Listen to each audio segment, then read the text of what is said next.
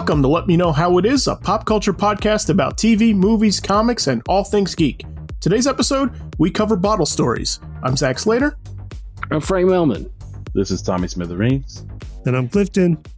All right, so what's a bottle story? It's a story that focuses all the action into one setting. These stories can appear in all media, but typically TV serves as the best example. A bottle episode will usually take place in a controlled setting, so it's a set that typically the audience has seen many, many times. It's used regularly on the show. Also, in TV, the number of actors is usually kept to a minimum. So that's generally what you'll see in a bottle episode. So that's what we're talking today. So let's get at it. The first thing that comes to mind is Community, Mm-hmm. in which that was the first time I was introduced to the bottle episode. But apparently it dates back to like the 60s. Okay. But comparative calligraphy is the one I remember most fondly because it deals with the cast of Community in their iconic spot, which is at the table. And there's a situation in which one of the members loses a pen, and they use the whole time to figure out who stole the pen, if in case it was stolen. Okay. But at no point do they ever leave the study room. The study room. Thank you. The study room. And they make a meal of it. With everything they do. I mean, they go from everything from arguing individually to stripping their clothes. Right. In order to make the episode. Looking for this pen. Looking for this said pen. Also in the episode, Pierce, played by Chevy Chase, has cats on his legs from a trampoline accident in an earlier episode. Yes. So they accuse him and think that he has put the pen down his leg to scratch his leg. Okay. So they actually, spoiler alert, remove his cast to try and find it. Yeah. Yeah, it's a good one. It's a really good one. I think it's the first place I actually heard the idea of a bottle episode thrown around with like that specific term. Yeah. Right. Yeah, a lot of the like bottle episodes started as a budgetary thing, it seems, in its earliest incarnations, was that, you know, a show would have so much money per episode, but then if you could make one episode cheaper, then you'd have more money to spend on another episode and make another episode more special. Right. So that's where that all kind of started. But as it went on, like some of these bottle episodes that people were making on the cheap, they would start to try to do more clever stuff with. And then it became a thing of its own where people would go in for just a bottle episode and be like, I can't wait to do this one. Like the creators would really get into it to see, like, as a challenge, what can we do to make this episode special with less money? Right. And then you also make another special episode with more money. Yeah. And so, yeah, it did kind of become a thing of its own apart from just budget, which is interesting. And that's when you get, I think, things like Community that really started to play with it, and it started to become a more commonly known thing. Yeah. One of the other episodes besides the cooperative calligraphy one that Tommy mentioned is that Community does the flip side of that, which is called Paradigms of Human Memory, which is an episode that is supposed to be like an old time clip show. Right. Where they're basically like the old days, it was one of those things where a bottle episode, but it would just be, hey, you remember that time we went to, I remember that time when so-and-so did this, and they would show you like bits and pieces of old episodes. Right. Yeah. And it might not even have all the actors, the principal characters in it. Yeah. Community did an episode like that, except for the fact that it was all stuff that the audience had never seen before the clip show. Right. Right. And they talk about in you know, various actors and actresses talk about in the commentary that like they had to go to Universal Studios for one particular shot. Like they had to get, which was them like on a fake lake. Right. You know, there's one where they're building houses for for Habitat for Humanity houses that we never saw before. There's one where they have a meeting with the cartel. That's funny. Tommy, what's some of the other ones? Do you remember? I remember the Old West one. Oh yeah, the ghost town. Yeah. That was like funny. the Brady Bunch vacation to the Grand Canyon. Right. Yeah. And they meet, was it like, Troy mentions the fact that they met an old prospector who was like, old time Disney racist. Yeah. That's how they coined. That's how they coined. And he's like that. Yeah, that guy made us found new ways for us to hate ourselves. That's funny. But yeah, that was a great one because it's an exact flip. Because I remember as like being a kid and seeing like an episode of Happy Days in syndication, and that would be the one of my favorite episodes, is because they would just jam pack it full of stuff. I'm like, oh, I remember that one. I love that episode where Potsy sings to Joni or whatever. or they have the like there's like a it's the jump the shark moment. They'll show that kind of stuff, or the Dude Ranch episode of Happy Days. Yes. But yeah, trying to save money, trying to save on your budget was definitely done. That was another way that was done a lot of times. Well, that's the funny thing about the community ones that you're talking about. So it sounds like the one that Tommy brought up, one that's like actually, a bottle episode, right? Very well could have paid for the one that you're talking about. That's like the flip of it, which typically, that would have been what a bottle episode was, is those clip shows. Right. But we're making a joke on it where we're playing with the fact that all these memories are stuff that the audience has never seen before. Mm-hmm. So it sounds like an expensive episode. Sure. Well, very much so. Because again, they were all over. Like they said, they wouldn't. That more was the most. They basically had to keep up with the script about where they were, because it's all stuff they've never been before, and it's only snippets. Again, Troy has one of my favorite lines. He's like he punctures the raft that they're in. They're all soaked, and he says something along the lines of, "Everyone knows from cartoons, if you puncture the back of a raft, it makes it go faster." Yeah. It's true. I've seen it. Yes, I've seen it too. But the funny thing about it is that Abed is a character that is one of those characters in Harmon stuff, and he does it a couple of times in different things. Is a character that's very much aware of the fact that they are in a show of some sort.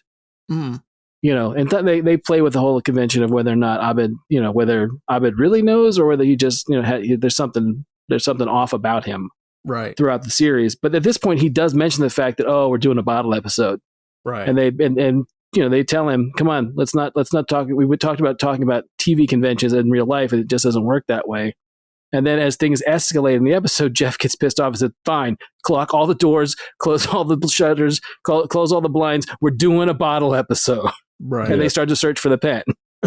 Yeah, I mean, the term itself, bottle episode, is something I've heard really not all that long ago.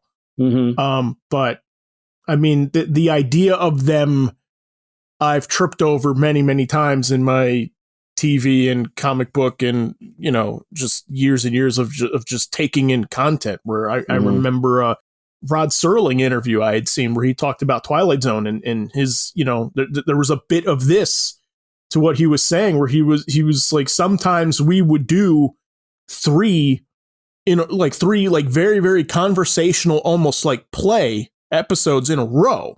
Mm-hmm. And those 3 episodes bought like the high concept, like big set piece episode that we would do that everybody remembers.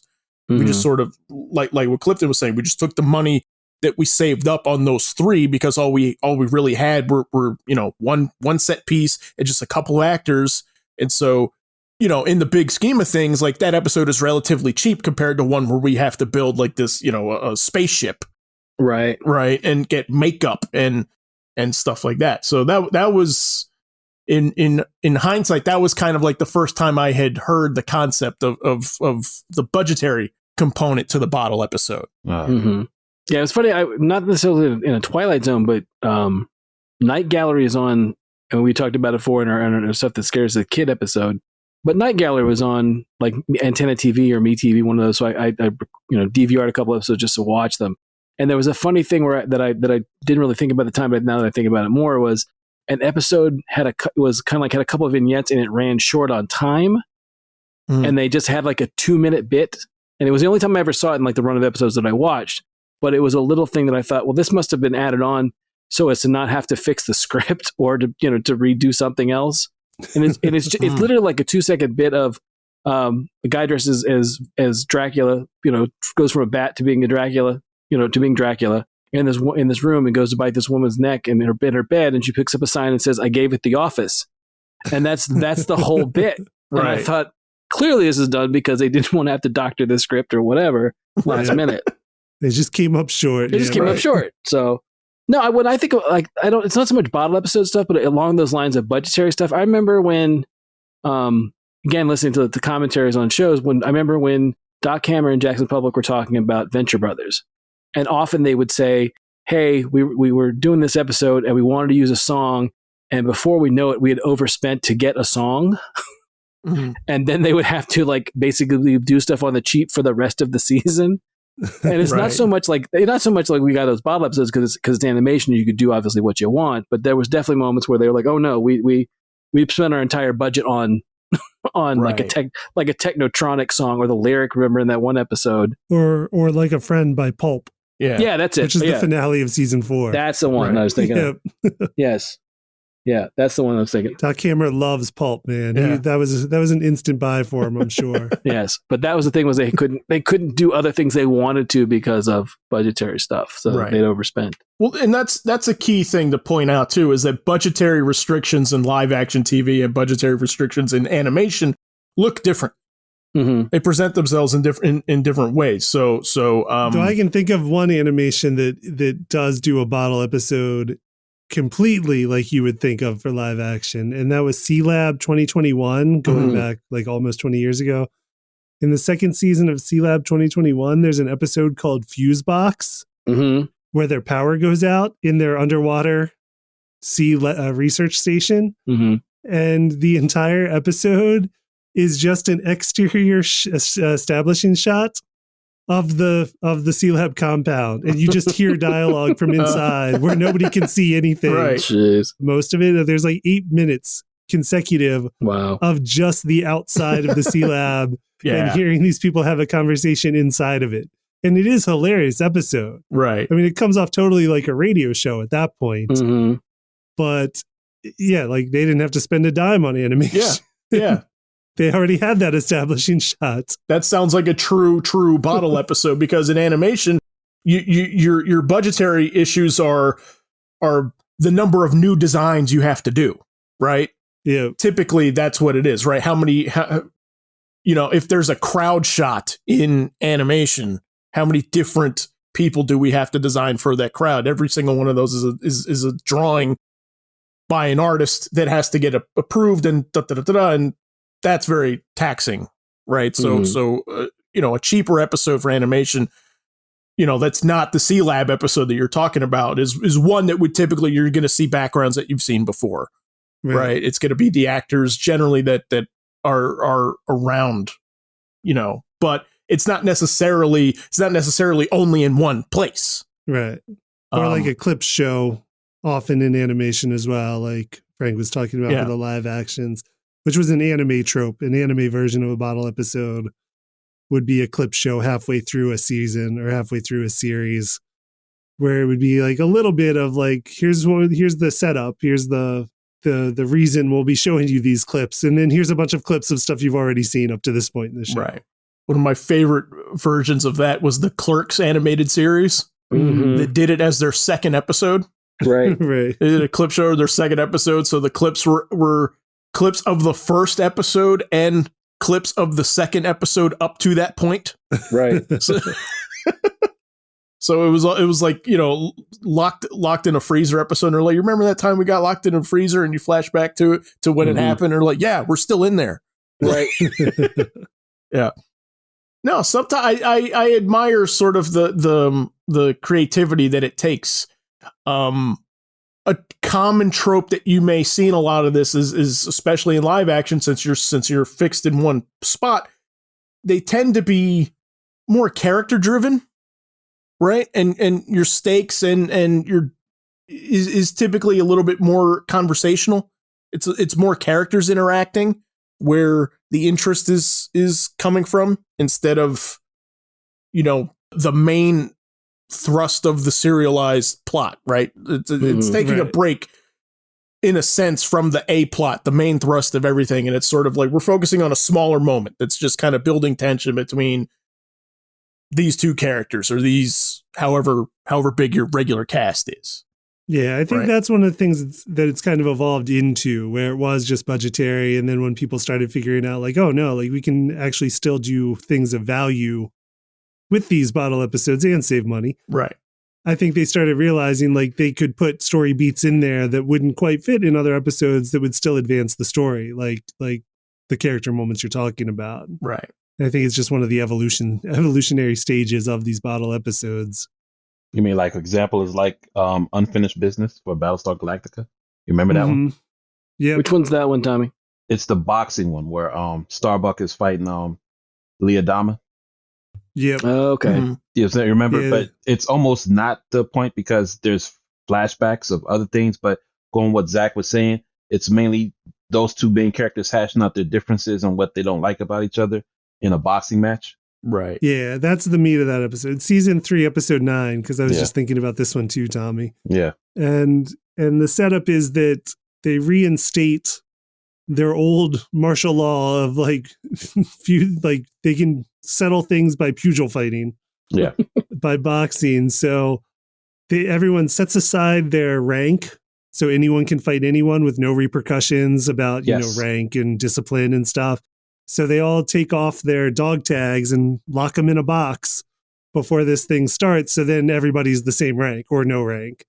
And so you can have officers fighting enlisted and, subordinate fighting a superior officer, and it's all good. And yeah, I mean, Lee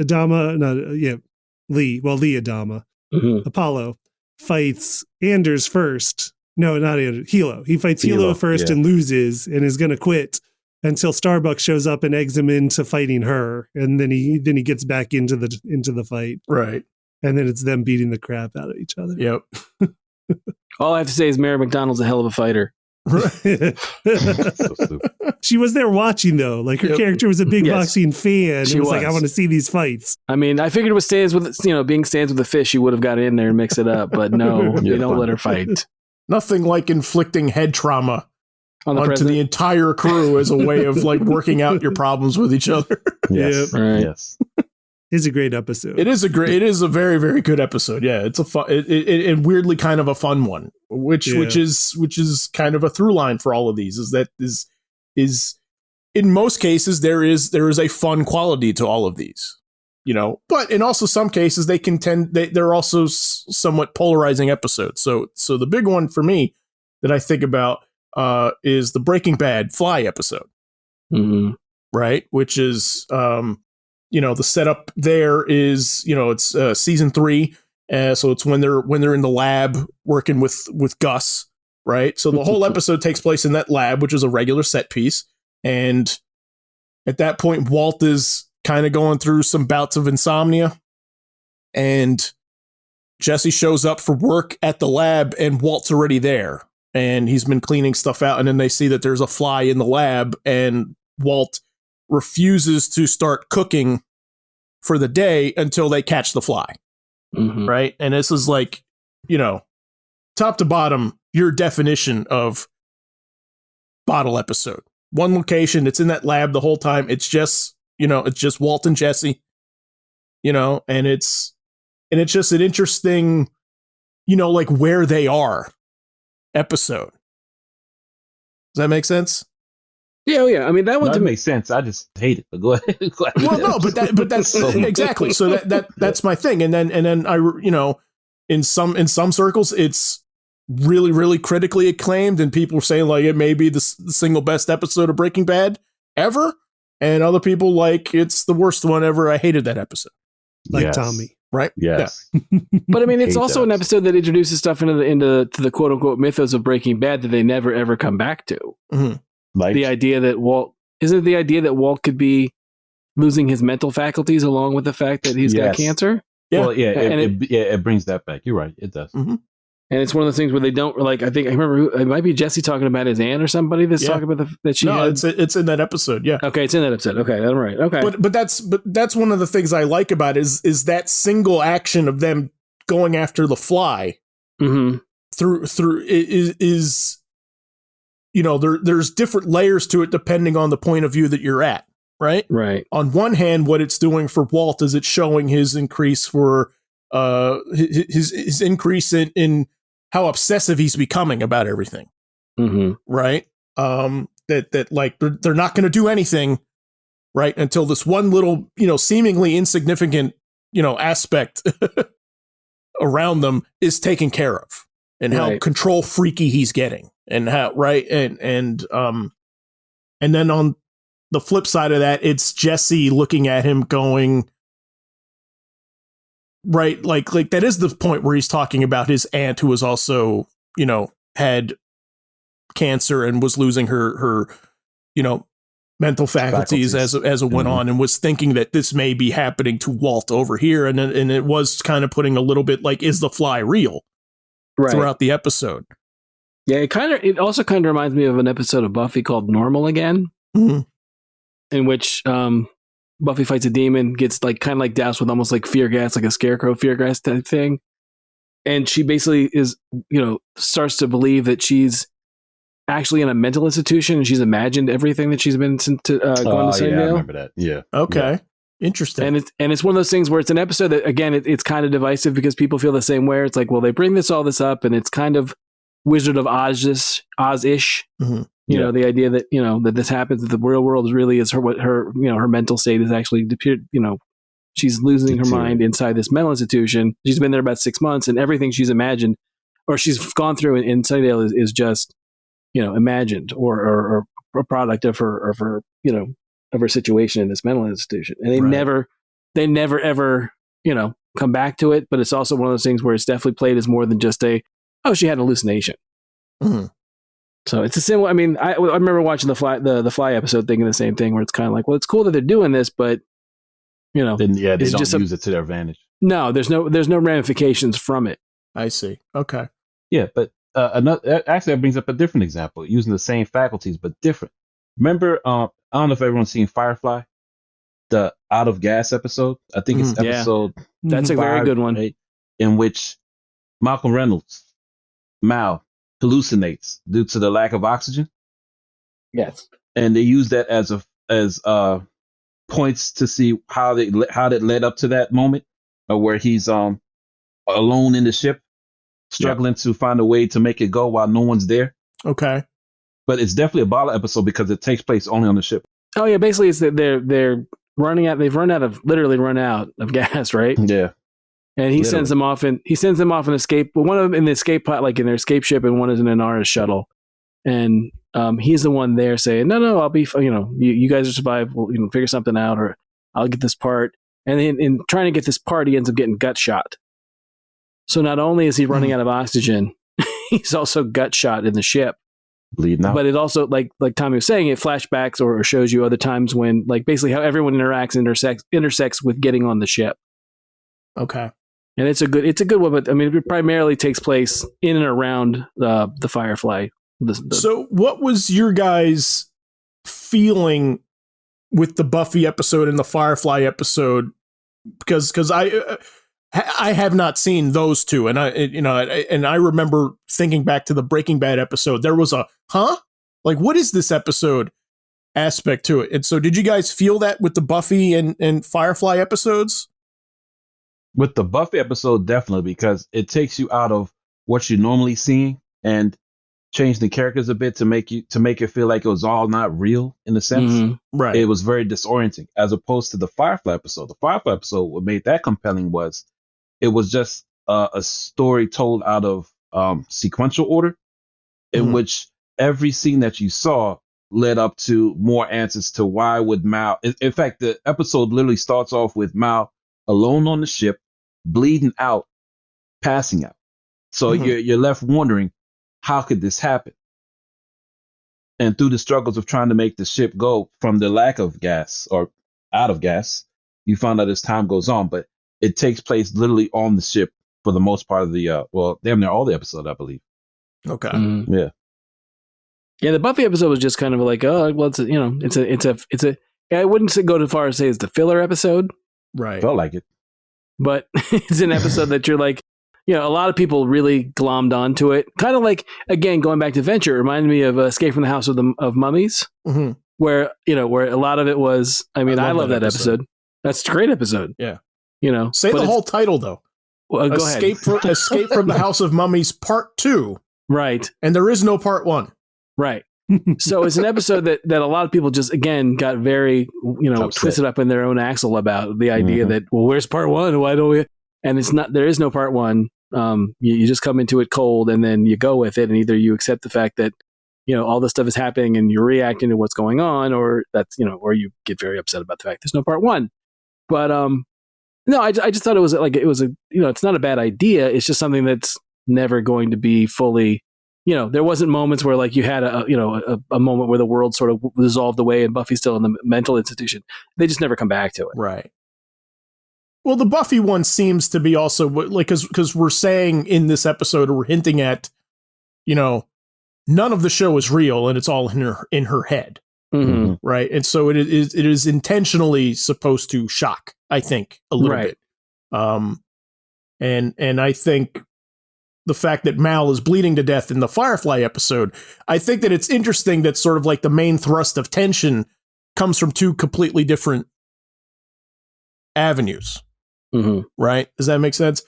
Which is why I have a soft spot for these episodes. I like kind of the experimental nature that some of these take on. Right? Right. I'll bring up one of my favorites. I say this without an ounce of irony in my voice.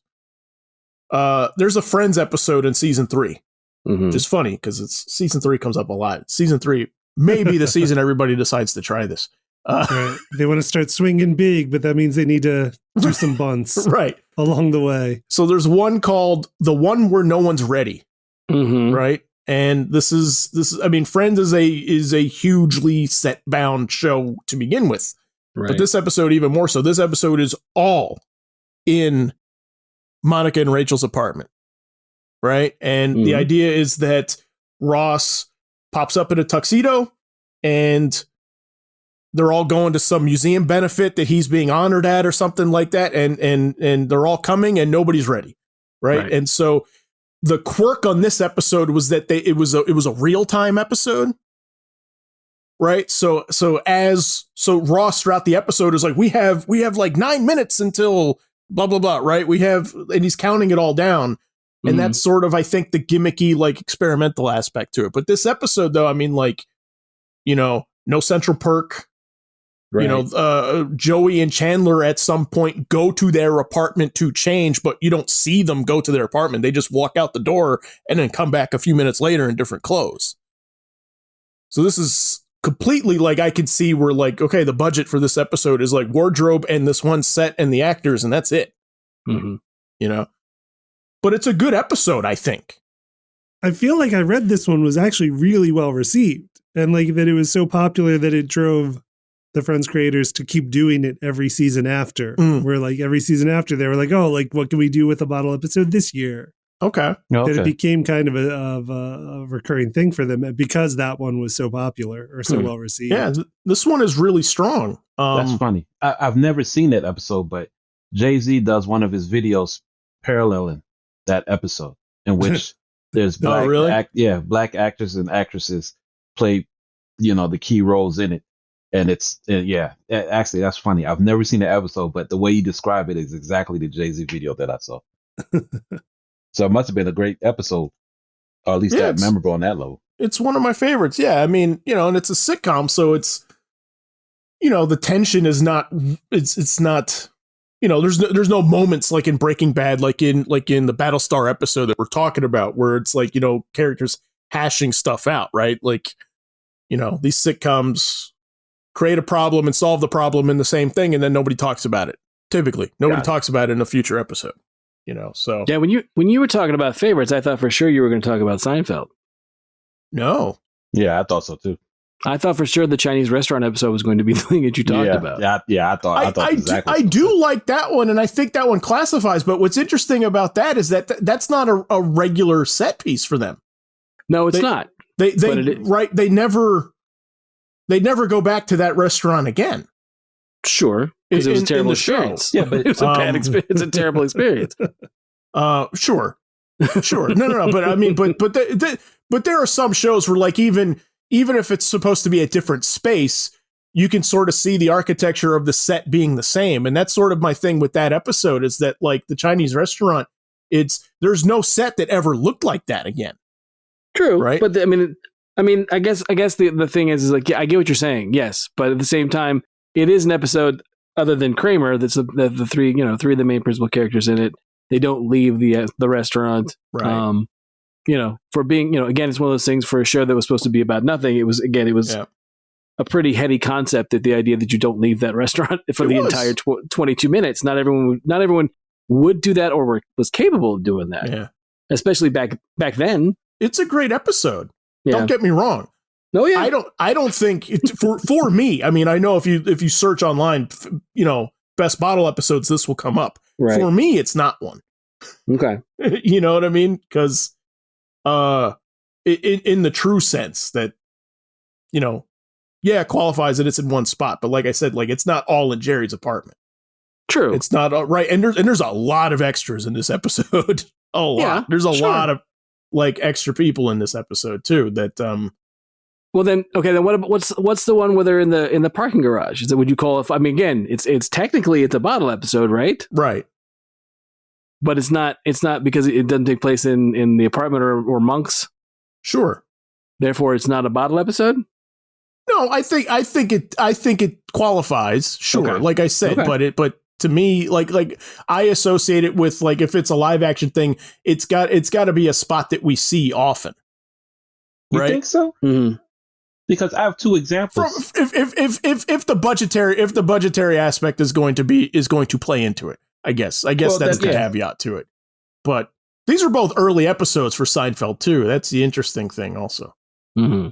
Because what comes into mind is Atlanta. Are you a fan of Atlanta? I've still not watched it. There's one. It's another example of Bible episode that I hate, but people love it because I don't like it. But the 6th episode of the 2nd season, Teddy Perkins. Oh, Yeah, it's so cringy. it's super creepy, but it's good. Yeah, it's good. It's a great episode. I won't say too much about it, but it has probably the smallest cast out of any episode, bar none, and it takes place in this big house. Yes. And again, it's not a set that they've used ever or will ever use, but it's basically just interaction with a strange individual, and that's the whole thing from top to bottom. So, I mean, no, I didn't want to spoil it at all, just in case you get to see it, because when you see it, you're gonna be like, you'll be very disoriented when you see it, because it won't be anything that goes on with the overlying plot of it. One of the things I love about Atlanta that never really gets talked about is the idea that, much like, say, Bone or Mickey, Donald, and Goofy, the three main characters, the guys, are all very archetypal. So imagine like the Goofy archetype just being in the creepiest situation possible. And that's it. Because that's what it is, right? You would that's say exactly what it is. He plays the straight man for that one episode when he's not. He's never a straight man. No, because I'd argue that Ern, Donald Glover, is your Mickey character. Yeah, I can see that. And that Paperboy is your Donald. Yeah, is your Donald easily. And Darius, Lakeith Stanfield, is your Goofy. Yeah, he's the wild card that you don't plan for. Or if you want a more of a comic book reference, if you've ever read Bone by Jeff Smith, again it's Phony Bone is Paperboy. Phony is I can't remember. Phone Bone, is it the main one? Phone. Yep. Yeah, is the main character is your Donald Glover character. It's Ern, and then was it Smiley Bone is Lakeith Stanfield or Goofy, and then and then Phony is Donald or Paperboy. So again, the main thing is just the idea of like the kind of goofy, kind of funny, but incredibly wise character is stuck in this really creeped out situation. And it's not, it's just one of those things where it's again, I agree with you too, that it's an episode that, while it doesn't take place in, it's not the couch that they sit on or out in the field or whatever, or at Paperboy's apartment. It is an episode that literally takes place in one setting for this entire episode. Yeah. Yeah, like there's one part other than him driving there, that's it. Yeah, that's what. Yeah.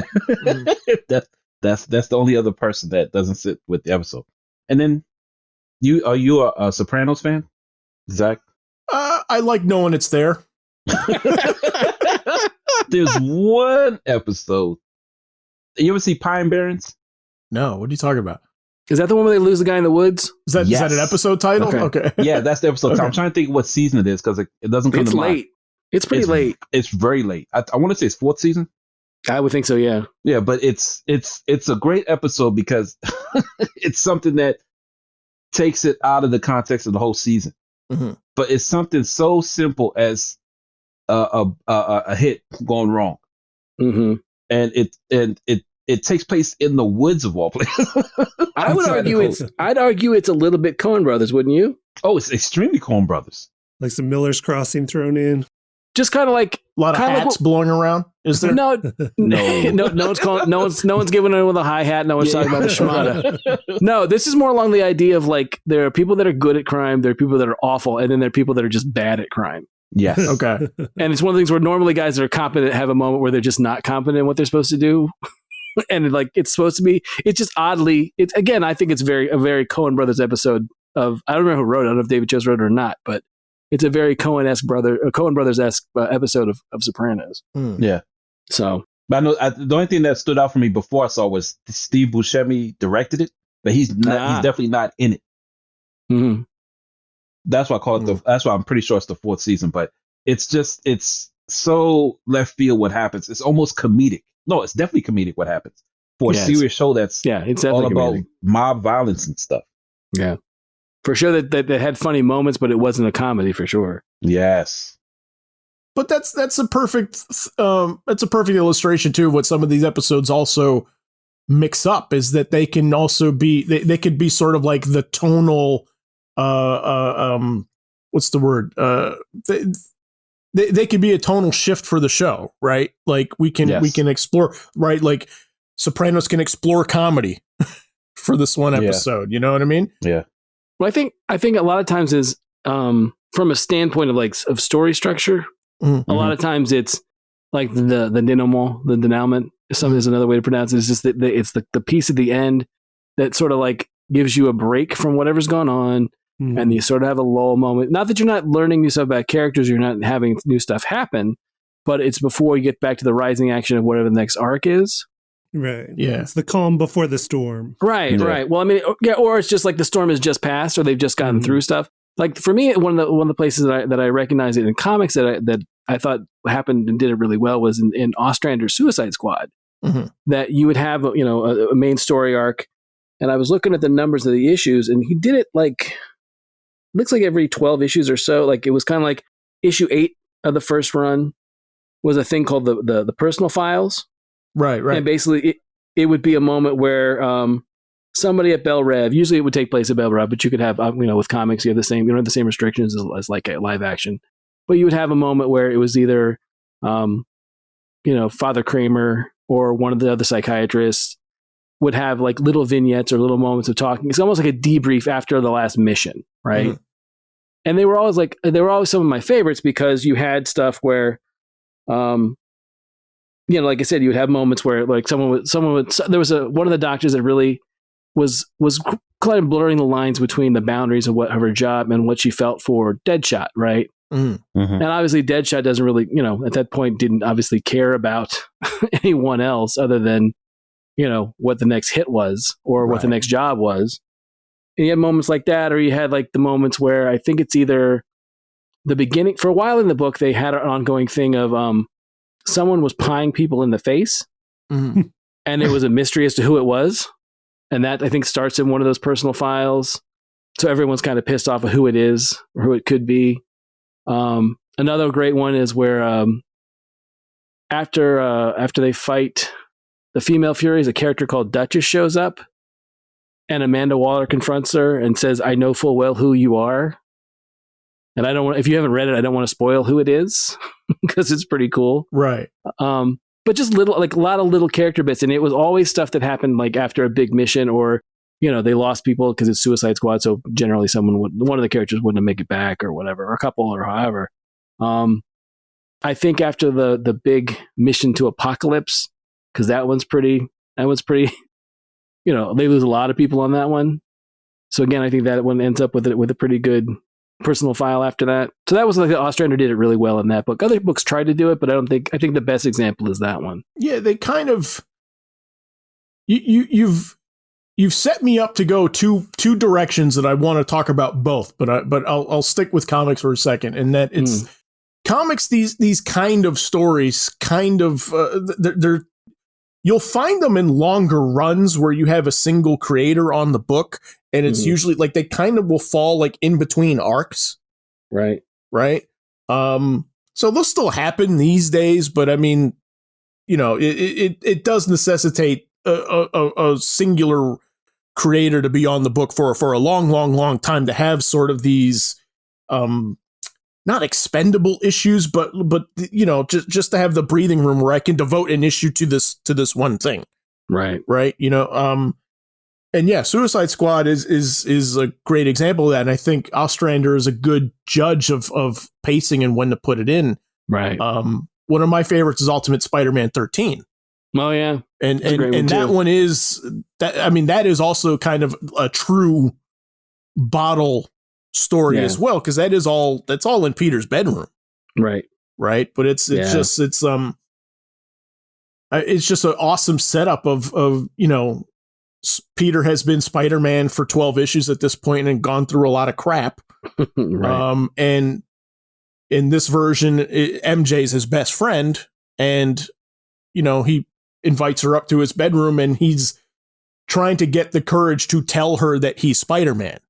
Because the logic here is like, well, she's my best friend. Why wouldn't I tell her? Right. And it's just like a nice conversational issue, which some people like him for it, some people don't like him for it. But I think that's one of Bendis' strengths, is sort of just building a story around just a conversation and the different avenues that it can take. Right. Yeah, I was gonna say that one of the other instances I noticed when was when Wolfman and Perez were on New Teen Titans. There's a couple instances early on where it's like issue number 8 is A Day in the Life, and basically it's after the first big story arc. They've come together. They've done the first arc, and then that's kind of like an issue where they're the Titans are doing different things. You have a bit where Cyborg is in the park, and he meets Sarah Sims, who's a teacher, and he's afraid that he goes to shag a stray ball, and he's afraid that with the way he looks now, he's going to scare a kid, and then he realizes the kid has a prosthetic too. And he meets Sarah Sims, who's a teacher, and they start to have a relationship. And it's one of the things where it's a nice bit that you wouldn't get probably in the middle of them facing something in Central Park at the time. So it's one of those, like, you get little moments like that. There's not a lot of action, and I think there's some stuff with like Changeling and his stepdad, Mento, Steve Dayton. I mean, it's been a while since I've read it, but like that's one that I remember. And then there's another one that's like around, I think it's in the early 20s or 20, where there's one where Wally West is writing a letter home to his parents in Blue Valley, and basically it's talking about what. No, all I can think of was "Hello, mother." Hello, father. Right? Yeah, He's away at New Teen Titans camp. Yeah. So, but yeah, the idea being that he's writing these, he's writing to his parents again about like their daily life, and it's a slower issue, and it sets up some other stuff that's coming up. Like it's a setup issue, but at the same time, there's not a whole lot in it that's like their normal thing of like they're not fighting Gizmo and the rest of them, or the Fearsome Five or Trigun or anything like that. It's just kind of a quiet, slow moment before things start to ramp back up again. Yeah. No, I think that's one of the favorite things for me out of these is the slower character driven moments. But the other thing that you kind of set up a little bit when you brought up Ostrander is the placement and sort of structure of where these go. And so I'll bring up Avatar: The Last Airbender here, because they've done a couple episodes like this that kind of act as a decompress episode, calm before the storm episode kind of thing. Right. And I think that they've done some very, very good ones, and I think they've done them very, very well. And they've done it in one occasion where I think it doesn't really hit the mark so much. And so I'll bring up two. The one that I think that was done really well is the one that's right before The Day of the Black Sun. These are in season 3 again, because that's the other rule that we left out, is that bottle episodes have to be in season 3. Right. But it's before the Day of the Black Sun invasion that they're going to do, and the whole episode is like Aang trying to fall asleep to get rested, right? And he can't calm his brain, he can't, right, because he's nervous, he's freaked out, right? And I think that one is done really, really well, and it flecks all kinds of it's heavy in moments because he's got the weight of all of these all these people in the free world. Defense against the Fire Nation, like riding on this, but it's also very funny, right? And it's Right. goofy, and it's got a whole bunch of,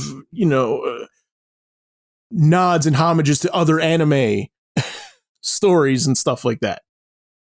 No, but no, I agree with you. It centralizes on Aang's anxiety over doing this thing that is what's been led up to this, and believing that he can't do it, or can he do it, or if he's prepared to do it, does he need to train more? All types of stuff rushed through his head, and it's depicted in comedic ways, if not surprising things that he would think about before the battle. Right. Yeah. Is that the one where they see like actors putting on a play, playing them and all the adventures they've been on before? No. That's the other one. That's Ember Island Players. So that's the one I'm getting to now. Right. That's the one that, in my opinion, I think doesn't work, and that's simply because of the placement of where it falls in the season. That's it. That's the only thing about it to me that I'm just like, I think the previous one, the that I'm talking about, Before the Day of the Black Sun, like that's a calm that makes sense to me. It feels right.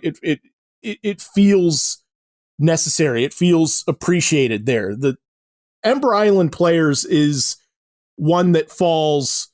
It's the episode immediately right before the last 4 episodes that are all kind of strung together. Mm-hmm. Right there, it's like a loose 4-part episode. That's the finale, and I think the Ember Island Players is to set it up. It's Team Avatar, the gang that we've been with this whole time, finds out that there's a traveling performance group that's been doing the history of the Avatar, right, as a theater show, Mm-hmm. right. I feel like I'm not setting this up well, but and so they decide to relax before Tommy. Huh? No, I just say it's because you don't like it. Well, yeah, that's why. And so to relax before the big epic conclusion of the show, they go to this theater and like let's go see what they're saying about us. Right. Yeah. So they go see it, and then you're giving a lot of, like Clifton was saying, a lot of stuff that we saw like reenacted by other air quote actors in the show Mm-hmm. that are performing it in front of our cast that are playing, that are making jokes about stuff and kind of, doing little in jokes as far as the production, like Toph being a giant guy, because that was a production note that Toph was originally thought up to be a big muscle bound male character, and then they re-envisioned it to be what we got. Right. Yeah, but it sort of plays, to me, when I see it, I like it because it plays off of the same thing what you said earlier, but just in a larger faction. I mean, I could remember the episode vividly because it starts off with Sokka being the comedic guy of it, and he's trying to bring the tension down based upon what they need to do. And he's telling them, this is the kind of goofy stuff that I look forward to. So they go along with it through his enthusiasm. And it's not completely a farce, is what they envision. As they see the play more, it builds deeper into each person's anxieties and thoughts based upon the scenes. It's almost like a flashback scene, but different, like what Clifton was saying. But you get the meat of what a character was going through at the time that it occurred. Right. You get Aang being upset, how he's depicted and how he's seen as weak in the world. Mm-hmm. You get Toph showing the strength that she always thought she should be, and it was a meta thing to show that that's what they envisioned her to be in the premise of the show, but they changed it. But you really get an intense look at the anxieties of the group and what they're facing, almost to the point that they question is something they should be doing based upon how the Fire Nation looks at it.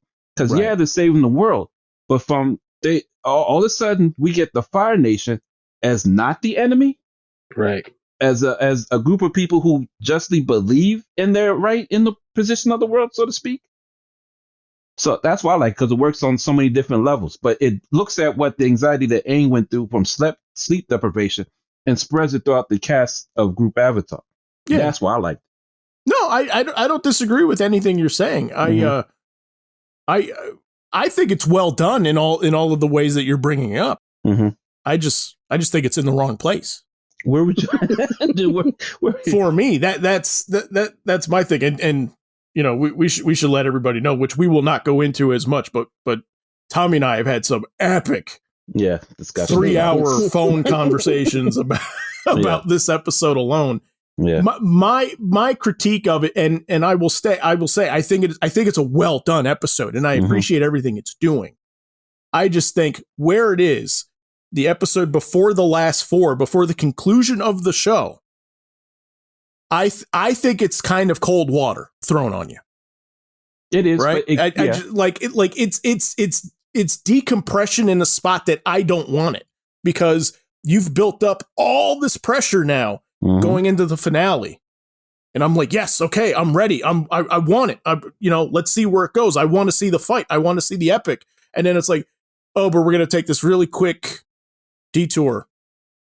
That's a quasi clip show that does do some interesting things as far as like, where the characters are now versus where they've been. And I appreciate that. I think the way that we got it in the place that we got it, I think could have either been sold to me in a way that I think kept up with the stakes that they were building up, or I think that they could have just had that moment somewhere that wasn't immediately right before the ending.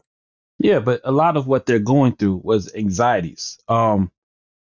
If they put it anywhere else, you would have wanted resolutions to certain things that they were thinking about. By doing it that way, it pushes them forward as characters to have it in their head, but not outright deal with it. Like, for example, the one where Zuko was upset of how he left things with his uncle. That was depicted in the course of the play, and then Toph was the voice of reason, right, as to bring him down, because that was something that was sitting in their mind, and they could address it without actually having to build a story around it, as opposed to like the episode with Katara previously, in which they finally give you resolution as to her anger with the Fire Nation and about her mother. Because if you notice, that's not mentioned at all because it's resolved. Right. That's what I see it as. It's some of the stuff that was mentioned there. It just builds the emotional resonance of the characters. But I didn't need them to do a whole episode around it. I think it was nice chop up. We're going to do this. We're going to do this. And we're going to make a fun clip show about it before we give you the culmination of the series. Right. Yeah. I mean, we're never going to convince each other about it. Oh, not at all. Not at all. Yeah, no, we like it for the same reasons, and we like it and we don't like it for different reasons. You know what I mean? Yes. You know what I mean? Like it's, but you guys have anything that you want to add to it before we start closing out? I was gonna say the funnest bottle episode that I came across was Community with I think Frank will remember Remedial Chaos Theory. Oh yeah. Yeah. The fact that you can do a bottle episode and do different takes and still make it an overlying story. That was the one I think we had talked about this one in another episode before where it was like the pizza delivery. Yes. Like where the pizza delivery meme comes from, and like how reality would change depending on how certain things went. Yes. And they would keep redoing it. Yeah, basically a roll of a die would make a person have to go to the door to get the pizza. Mm-hmm. And as a result, they would basically change. It would basically, Abed was basically points out the fact that every time Jeff rolled the dice and sent somebody else, he was creating a new timeline.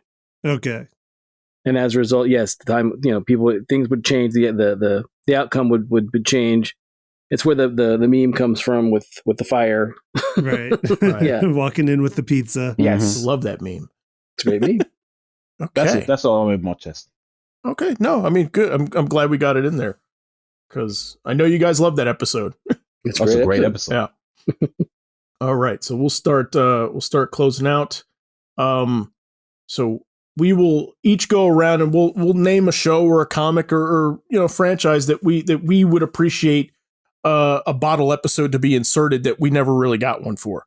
So, but first, if you like the show, you can check out all of our episodes on YouTube and letmeknowhowitis.com. Just please, however you're finding us, don't forget to like it, subscribe, and leave us a review. Finally, if there's anything you would like us to discuss, be sure to leave a topic suggestion on Twitter or in the comments. Our Twitter handle is our show's initials, LMKHII. All right. Who has a show that they want a bottle episode for? Or a comic? I keep saying show, but... Can I say WandaVision? Absolutely. I say WandaVision. Only because the episodes came fast and quick, and that was it. I'd have gotten a bottle episode, it'd been something about one of the main characters that had nothing to do with the overlying plot of Wanda. Okay. I can see that. A little chance, again, it would have fit in with a TV theme as well. Exactly. Yeah, I think that's a good spot. I think that would have been a welcome, to play around with the clip show. Mm-hmm. Yeah. Oh, that is a good idea. That would have been fun. I know people would be happy with a bottle episode of Falcon and Winter Soldier that was just an hour of Sam and Bucky fixing that boat. I know a lot of people on the internet would have loved that to be a bottle episode, just them fixing the boat for an hour. Yes, the best friend fixer-uppers. Yep. Yeah. I feel we got one with Zemo dancing. Yeah, I was going to say, with the Zemo cut. That is true. Yeah. Yes. The Zemo cut. The Zemo cuts, yes. Clifton, was that yours? No, that was not mine. Okay. But it is one. It is one that I would gratefully accept. I would take it. Okay. Gotcha. But with some Marvin Gaye playing and But I was thinking Young Justice in the latter seasons, just because Young Justice has been for the last couple seasons so plot driven. Mm-hmm. Yes. That there's not much breathing room. Like we got in season 1, right? Where we would get some in the episodes. Like I would like to see just a sitting around the house episode in Young Justice with the original 5, like with the originals that are still around, right? And just kind of like recapture that season 1, which they do a little bit in an episode of season 3 with some flashbacks and mind games and stuff, but. Like I would just like one where it's like for real, just kind of relaxing and seeing some character bits. The only thing in season 3 that I felt like that in Young Justice was the one where Batman shows up with the Outsiders. Mm-hmm. Not to say it was one, but that's the only thing that just stood out. Like, really? This the Batman episode is what we're getting? Sure. Yeah. Yeah. But no, I don't. I agree completely, Clifton. Yeah, like it wasn't my choice, but thinking about it, I'm like, yeah, Young Justice season 3, I think, which I love, I think could have definitely used an episode to give everybody like a, whew, okay, right. Ooh, I have one that Zach you could definitely use. Okay, and it would have been season 3. It would have been a season 3, right? It's the rule. Infinity Train. Okay. Just because it's like bam, bam, bam, it's over. Yeah, there's no room to breathe in that series. Yeah, no, there's not. It's dense. Yes, it's very dense. All right, Frank, you got it. I do. Okay. I got one. I was thinking Justified. Okay. Okay. One of the things I loved about that series was the fact that every now and then in the show you would get moments between Raylan and Boyd. And there was, they had those moments of, it was almost like, and I don't want to ruin the show for anybody because it's well worth watching still. I mean, it's one of my favorites, but you would get moments of, oh yeah, we have a common background that we share. And one of my favorites is the one where they're having the standoff in their old high school. Yeah, that's nice. And they talk about the astronaut. Hey, you remember when the astronaut came to school? Oh yeah, I remember that. And they're on basically on opposite sides of a barricade, and they're basically trying to get this one guy. Raylan's trying to protect him while Boyd's trying to get him. And also on top of that, the mob's trying to get him too, right, Tommy? Yeah, no, it was that's a great bit. You're right. I forgot about that episode. I mean, as much as I like seeing the two of them go at each other, there wasn't enough of it. Was almost a Superman and Lex thing for me with the two of them, where it was kind of like they had the Smallville connection, and that was like the basis of their thing. And they had they had moments where they recognized that no, we had a common ground at one point, but we're not there anymore. And then you would get like a little bit of dialogue or a little bit of, of interaction. And I thought just to have them once have a good conversation. Yeah. And see where that would have gone from there. Because really you don't get that because it's only just like small bits or small snippets. No, you're right. So that's my choice. Okay. I like to see a throwback episode of them digging coal or mining coal. That's what you want to see? I would. Yeah, absolutely. Sure.